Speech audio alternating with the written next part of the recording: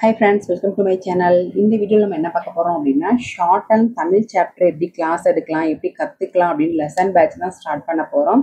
அதுக்கு முன்னாடியே நமக்கு என்னென்ன கருவிகள்லாம், என்னென்ன டிவைசஸ்லாம் தேவை, என்னென்ன டூல்ஸ் தேவை அப்படின்றத பற்றி தான் பார்க்க போறோம். ஸோ இந்த ஷார்ட் அண்ட் அப்படின்றத நான் டைட்டிலாகவே கொடுத்துருக்கேன் பாருங்க. தேவையான கருவிகள் அப்படின்னு சொல்லிட்டு ஃபர்ஸ்ட் பார்த்தீங்கன்னா ஷார்ட் அண்ட் பென்சில். இந்த மாதிரி பென்சில் ஒன்று வாங்கிக்கோங்க. இது வந்து ஸ்டெனோ பென்சில். இந்த ஸ்டெனோ பென்சில் வச்சு நம்ம எழுதும்போது கை திருகி எழுதுறது கை நம்ம வலிக்காமல் இருக்கும். நம்ம ரொட்டேட் பண்ணி எழுதும் போது நமக்கு நல்லா ஒரே மாதிரி ஷேப் கிடைக்கும். வேற எதுனா கொஞ்சம் கட்டங்கட்டமாக இருக்க மாதிரி இருக்கும், தடுக்கிற மாதிரி இருக்கும். அது மாதிரி இல்லாமல் இந்த மாதிரி ரொட்டேட் பண்ணுறதுக்கு ஈஸியாக இருக்கிறதுனால இந்த ஸ்டெனோ பென்சில் வாங்கிக்கோங்க. அப்சராலே கிடைக்குது, அதுலேயே ஸ்டெனோனே எழுதியிருக்கும். ஸோ அந்த பென்சில் வாங்கி யூஸ் பண்ணுங்க. இதுக்கு அடுத்து ஷார்ப்னர். இந்த ஷார்ப்னர் அப்படிங்கிறது பார்த்தீங்கன்னா நம்ம அடிக்கடி ஷார்ப்பாக எழுதுறதுனால நமக்கு லைட் ஸ்ட்ரோக் எது, திக் ஸ்ட்ரோக் எது அப்படின்றது நமக்கு ஈஸியாக தெரிஞ்சிடும். அது ஷார்ப்னர் யூஸ் பண்ணும்போது ஷார்ப் பண்ணி நம்ம உட்காந்துருக்க பிளேஸ்ல எல்லாம் குப்பை மாதிரி போடாமல் ஒரு சின்ன கவர் வச்சுக்கோங்க. இல்லைன்னா சின்ன ஒரு டஸ்ட்பின் மாதிரி இருக்குது, அந்த பாக்ஸ் வச்சுக்கோங்க. நம்ம ஷார்ப் பண்ணி அதில் கொட்டி வச்சுக்கோங்க. வெளில போகும்போது அதை நீங்கள் கொட்டிடுங்க. இருக்கிற இடத்த வந்து குப்பையாக ஆக்கிடாதீங்க. நெக்ஸ்ட் டேபிள் அப்படிங்கிறது ஆஃபீஸ் டேபிள் தெரியும் இல்லையா, அந்த மாதிரி உயரமான ஒரு டேபிள் வச்சுக்கோங்க.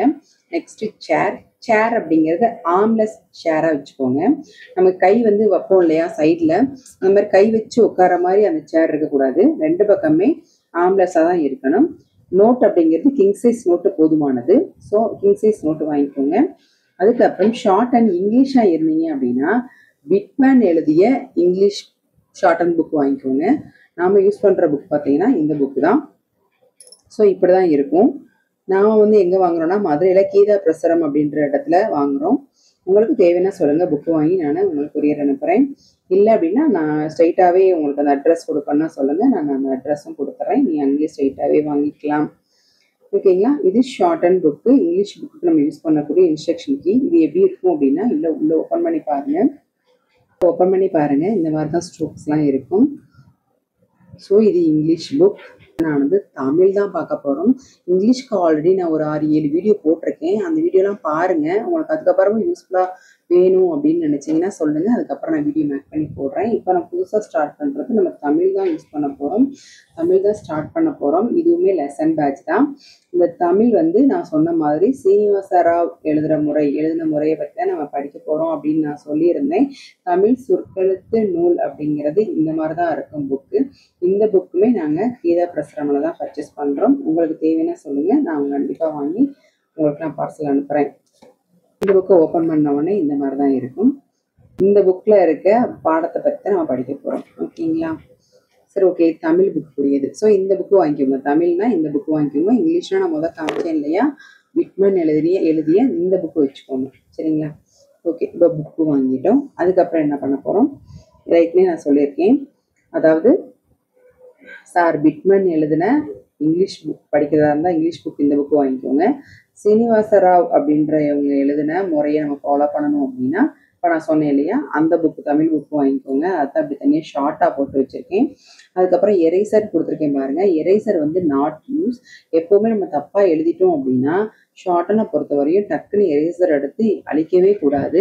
தப்பாக எழுதுறதுனா தப்புன்னு போட்டு கூட பக்கத்தில் கரெக்டாக எழுத ஆரம்பிக்கணுமே தவிர நம்ம என்ன செய்யக்கூடாது, திரும்ப எரேஸ் வச்சு ரப் பண்ணிட்டு அதுக்கப்புறமா நம்ம கரெக்டாக எழுதணும்னு நினச்சி எழுதக்கூடாது, எழுதவும் முடியாது. அதனால எரேசரை வந்து நம்ம யூஸ் பண்ணக்கூடாது. அதுக்கப்புறம் பார்த்தீங்கன்னா ஜூனியராக இருந்தால் 80 வேர்ட் பர் மினிட்ஸ், ஒரு நிமிஷத்துக்கு 80 வேர்ட் எழுதுகிற மாதிரி ப்ராக்டிஸ் பண்ணுற மாதிரி இருக்கும். இன்டர் போகிறீங்க அப்படின்னா 100 வேர்டு ப்ராக்டிஸ் பண்ணணும் ஒரு நிமிஷத்துக்கு. சீனியராக இருந்தீங்கன்னா 120 வேர்ட் நம்ம ட்ரை பண்ணணும். ஸோ இந்த மாதிரி ப்ராக்டிஸ் பண்ணிட்டு போனால் தான் உங்களுக்கு எக்ஸாமுக்கு ரொம்ப ஈஸியாக இருக்கும். நெக்ஸ்ட்டு ப்ளூடூத் ஸ்பீக்கர், அப்படி இல்லைன்னா ஃபோன் அண்ட் ஹெட்செட், இது ரெண்டில் ஏதாவது ஒன்று வச்சுக்கோங்க. ஸ்பீடு எழுதும் போது கண்டிப்பாக நாம் ஸ்பீடு போட்டு அதுக்கப்புறம் அதை நம்ம கேட்டு தான் எழுதுகிற மாதிரி இருக்கும். கண்டிப்பாக புக்கை பார்த்து மட்டும் எழுதிடாதீங்க. ஷார்ட்டனை பொறுத்தவரையும் எப்போவுமே நம்ம காதால் கேட்டு எழுதுறது நமக்கு ப்ராக்டிஸே. அங்கே எக்ஸாம் ஹால்லையுமே அவங்க சொல்ல நம்ம எழுதுகிற மாதிரி தான் இருக்கும். அப்போ லிசன் பண்ணி நம்ம எழுதுறது தான் ஷார்ட்டன். அதனால ஸ்பீடு வந்ததுமே ஒரு ரெக்கார்ட் போட்டுட்டு ஹெட்செட் போட்டு அதை ஆன் பண்ணி நீங்கள் என்ன பண்ணுங்கள், கேட்டு எழுதி ப்ராக்டிஸ் பண்ணுங்கள். இதுதான் இன்றைய வீடியோவில் நம்ம பார்த்த ஒரு கிளாஸஸ். ஸோ இந்த வீடியோ உங்களுக்கு ரொம்ப யூஸ்ஃபுல்லாக இருக்குன்னு நினைக்கிறேன். இனி அடுத்தடுத்த வீடியோஸ்லாம் நம்ம கண்டிப்பாக போடுவோம். புதுசாக நம்ம சேனலில் பார்க்குறவங்க இருந்தீங்கன்னா கண்டிப்பாக சப்ஸ்கிரைப் பண்ணி வச்சுக்கோங்க. இந்த வீடியோ உங்களுக்கு ரொம்ப பிடிச்சிருந்துச்சுன்னா லைக் பண்ணுங்கள், ஷேர் பண்ணுங்கள். கண்டிப்பாக கமெண்ட் செக்ஷனில் உங்களுடைய கமெண்ட்டையும் தெரிவிங்க. ஓகே ஃப்ரெண்ட்ஸ், பாய்.